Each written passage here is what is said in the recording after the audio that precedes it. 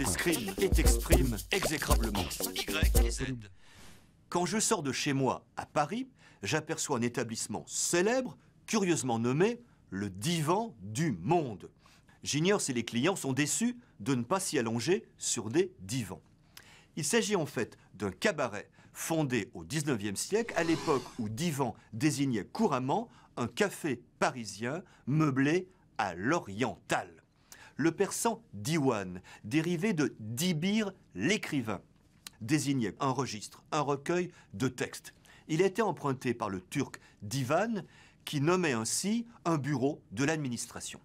C'est le sens du terme tel qu'il apparaît en français au XVIe siècle. Il désigne alors un conseil de notables, et particulièrement le conseil du Grand Turc. Par extension, le terme a désigné le gouvernement turc lui-même. Victor Hugo écrit à propos de Napoléon « Il régit le conclave, il commande au divan ».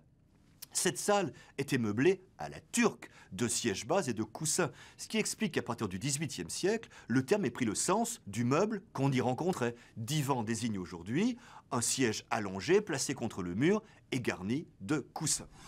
Le divan, on le sait, est fondamental en psychanalyse. Observons que dans l'histoire de ce mot, nous croisons l'écriture et le pouvoir. Beau sujet de méditation, n'est-ce pas, pour les disciples de Sigmund Freud. A, B, syllabe, C, métaphore, grammaire, W, hypotaxe, oxymore, Y et Z.